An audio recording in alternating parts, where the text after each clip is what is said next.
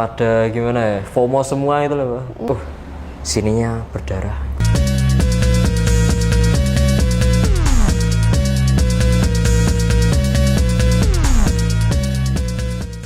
Halo guys, kembali lagi di podcast Obrolan Cerdas. Podcast ini membicarakan tentang pikiran cerdas yang utamanya untuk kalangan anak muda nih. Saya Anggun Fatmawati selaku pembawa acara, dan di kesempatan kali ini kita akan membahas seputar olahraga bersama dengan teman kita yaitu Mas Teri. Halo. Gimana nih Mas kabarnya? Luar biasa Mbak. Kalau boleh tahu hobinya apa nih? Bisa ya yang olahraga ya? Iya. Mungkin salah satunya naik gunung. Gitu. Hiking. Pertama naik gunung ini kapan sih? Itu awalnya udah lama sih Mbak. Awal-awal pas belum suka ya. Itu mungkin tahun-tahun pas saya masih kelas 1 2 tahun lalu. Itu saya diajak teman kan. Ya satu kelompok itu pada belum ada pengalaman naik gunung semua. Nah pada maksa semua kan, nggak ada persiapan juga. Iya. Cuma bawa minum sama makanan yang buat makanan energi gitu. Iya. Nah nyampe ke atas itu kesiksa gitu. Kok bisa? Ya soalnya kan nggak ada persiapan fisik, terus gimana ya, ada satu yang muntah juga gara-gara kecapean kan.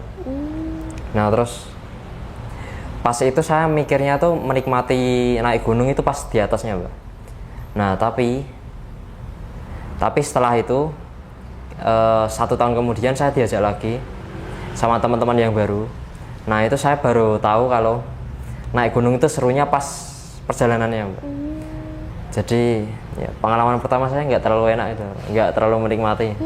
Malah pas pengalaman pertama nggak langsung suka. Kedua kalinya baru Bisa jadi hobi. suka ya. Yeah. Alasan naik gunung ini apa? Alasannya ikut temen. Jadi saya olahraga itu ikut teman Mbak. Dulu saya pernah futsal sama teman-teman, itu karena teman-teman juga diajak. Nah basket dulu sering juga gara-gara diajak teman. Nah kali ini hiking itu juga sering gara-gara diajak teman. Ya karena ada temennya aja lah Mbak. Terus juga karena udah beberapa kali jadi punya tujuan buat pengen naik gunung yang lain gitu loh. Pengen lihat view yang lain, pengen lihat ya tempatnya gitu. Mau merasakan. Ya merasakan feelsnya di apa ya, alam liar gitu. Ketinggian. Tadi kan main basket juga ikut temen ya, jadi bisa dibilang hobi selain hiking itu basket juga. Hobi saya ikut teman Mbak. Ya saya basket nggak terlalu bisa sih, basket futsal gitu. Ya walaupun pernah main tapi nggak bilang yang apa ya sampai bisa banget gitu. Ya, main asal lah, kayak sepak bola di jalan-jalan gitu loh. Mirip-mirip. Naik gunung ini udah berapa kali? Berapa kali ya? Yang 1000 2000 itu lebih. Itu 10 lebih enggak. Itu enggak, saya enggak ngitung yang 10.000. Yang 1000 2000-an itu saya enggak ngitung berapa kali. Tapi kalau yang 3000-an itu saya baru Merbabu, Lawu, Sindoro. Ya, 3 itu. Sebenarnya mau ke Sumbing juga, tapi gara-gara pas itu teman saya ngajak hari itu ada acara keluarga kan, jadi saya nggak bisa ikut. Jadi cuma 3 ini, yang 3000-an. Kalau kesan pertamanya nih naik gunung itu apa? Wah, tadi saya udah cerita sih. Kesan pertamanya agak kesiksa gitu, agak nggak menikmati ya, apalagi satu kelompok itu pada gimana ya, FOMO semua itu loh. Pada ada yang hiking ikut-ikut, nah, buat nggak ada persiapan apa-apa, nyampe sana muntah. Tapi ya itu kesan pertama pas sebelum suka ya.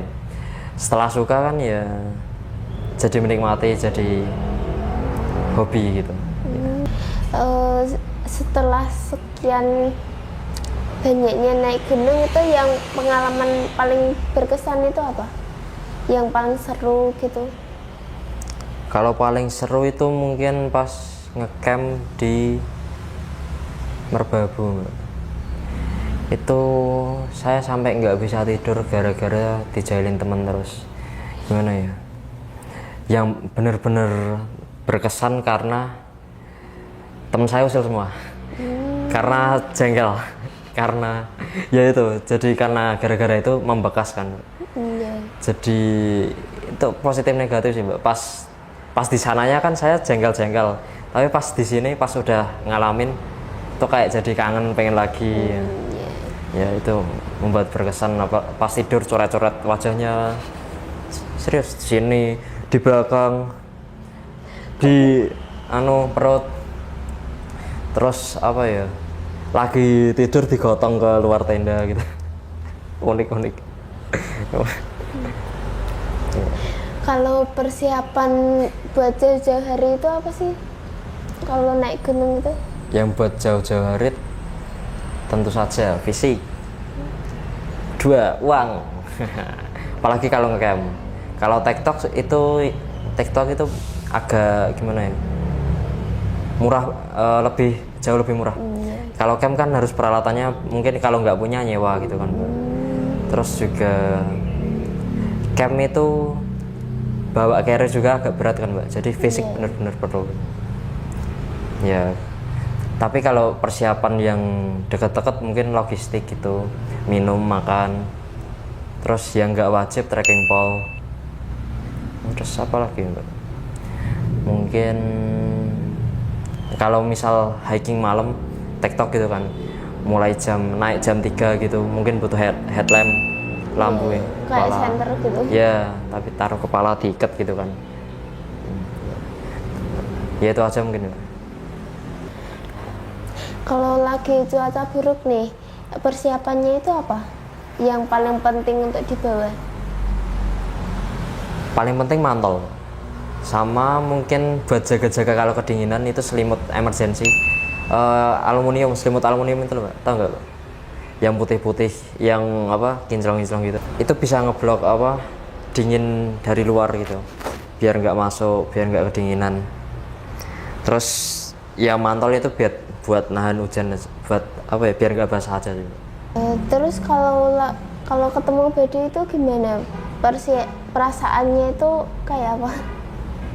Agak ngeri sih Mbak. Tapi untungnya saya nggak pernah ketemu langsung dapat hari pas badai gitu loh Mbak. Atau jam badai gitu, saya nggak pernah. Dulu pas ke Sindoro itu naik nyampe atas jam 9-an, terus turun. Jadi Sindoro itu peringatan ada badai jam 10-an ke atas. Nah untungnya saya sama teman-teman kan udah turun tuh. Pas naik motor, pas udah pulang naik motor itu lihat di atas itu ada kayak awan badai gitu, lingkaran gitu. Nah, jadi ya hampir kena sih Mbak. Belum pernah kena badai, tapi kalau misal kena badai ya paling utama mungkin saya nggak terlalu tahu sih Mbak. Mungkin ya mantol sama selimut tadi kalau misal hipo. Hipotermia itu kedinginan gitu. Jadi pertolongan pertama itu apa Mbak? Selimut itu atau ada buat orang yang hipo ya? Iya. Itu ya selimut itu Mbak, paling penting ya. Itu paling penting, sama mungkin minum hangat enggak sih. Mungkin itu sih yang paling buat ngeblok dinginnya aja. Biar badannya naik, suhunya naik lagi gitu. Kalau udah gitu udah agak aman. Nah pas hiking ini pernah cedera nggak sih? Pas masuk ke trek yang kayak bebatuan gitu? Saya sih nggak pernah ya Mbak. Saya mungkin pas di gunung yang nggak tinggi-tinggi, yang 1.800 gitu, 1.700 di dekat rumah teman saya di Gunung Kelir. Itu saya pernah, teman saya itu kepleset, terus kayak nyenggol saya gitu kan, saya ikutan jatuh. Terus sini itu pas treknya batu-batu, berdarah. Ya luka cuma gitu ya lukanya cuma luka kecil gitu. Atau mungkin pas habis dari Sindoro, jadi kaki saya tuh pegel banget, sakit banget. Terus apalagi kalau turun kan ini sepatu nih Mbak, ini sepatu, ini kaki. Jadi kan kaki kena gini terus ketahan terus kan. Nah mungkin gara-gara itu jempol kaki saya ada kayak luka dari dalam gitu. Nah ya itu luka ya cuma itu sih. Kalau saya, kalau mungkin di Gunung Kembang kemarin, saya tuh lihat ada orang pas di trek tali. Iya. Nah itu saya pas habis lewat kan, tiba-tiba ada yang teriak, cewek gitu kan, gitu. Terus saya balik kan, lihat, sininya berdarah, enggak sini, itu jatuh kepleset gara-gara treknya itu licin. Habis hujan ya? Enggak, ada aliran airnya gitu. Nah itu cewek jatuh gitu terus pada nangis gitu, cewek-cewek histeris ya. Jadi saya nggak pernah ngalamin, cuma pernah lihat aja. Pas naik gunung ini pernah ketemu temen nggak sih? Temen lama atau temen baru gitu? Oh, dapat teman baru. Kalau dapat teman baru sering ya, Pak. Apalagi kalau misal yang gampang diajak bercanda gitu. Saya pernah itu pakai baju MU, terus ada orang lewat, "Mas, MU Mas." Wah, langsung, "Weh bro, my bro MU." Gila. Atau mungkin ketemu teman lama itu pas di Merbabu juga pernah, dia TikTok, saya ngecam gitu kan ya, kayak pertemuan teman lama aja, teman SD saya itu ya, mungkin itu aja. Oh iya, kan itu beberapa gunung itu nggak bolehin kalau naik gunung sendiri ya. Nah itu kalau menurut Mas Tari lebih seru hiking sendiri atau rame-rame sih? Yang nggak rame nggak sendiri. Jadi kalau soal nggak boleh sendiri itu gara-gara mungkin ada gunung yang tidak memperbolehkan buat yang sendirian itu malam-malam, atau mungkin ada yang nggak dibolehin karena ada mitos-mitos daerah itu kan. Nah tapi kalau menurut saya ya, keramaian itu juga nggak enak. Misal 15 orang gitu kan, kalau 15 orang itu kan, itu pun biasanya masih kepisah Mbak. Dari yang paling cepat, paling kenceng gitu kan, yang nggak terlalu kenceng, nggak terlalu lambat, terus yang lambat, satu lagi sama yang nggak kuat. Nah itu udah kelompok gede misah-misah masih nungguin juga kan. Jadi menurut saya agak ribet. Jadi mungkin saya paling nyaman sih 6 orang, 7 orang, 4 orang gitu, 3 orang. Ya paling nyaman segituan. Kalau naik gunung itu boleh jumlah ganjil nggak sih?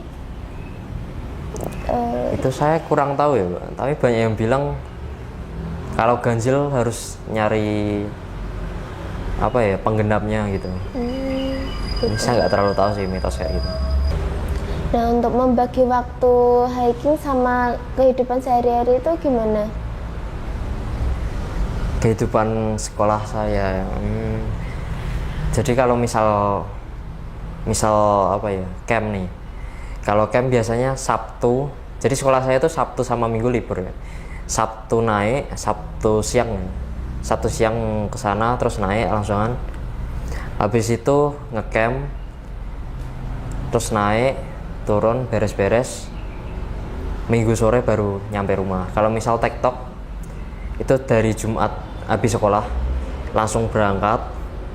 Terus Sabtu siang turun, Minggunya buat istirahat. Nah, kalau ngecamp istirahatnya itu Senin di sekolah. Tidur di sekolah gitu ya? Iya, kalau ada kesempatan gitu. Nah, itu saja yang saya tanyakan ke Mas Tari. Untuk kesimpulannya apa nih Mas? Mungkin kesimpulannya hiking itu seru. Ya paling nggak FOMO lah sekali-sekali sekali-sekali hiking gitu, ngelihat pemandangan dari atas gunung gitu kan. Terus naik sama teman-teman itu keseruannya nggak bisa ya bisa sih. Serunya beda aja gitu loh, menurut saya. Gitu.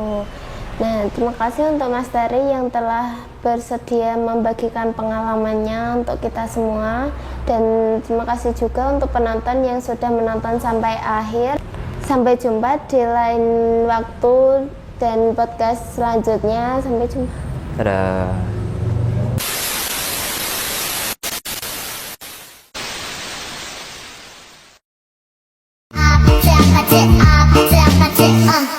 Up,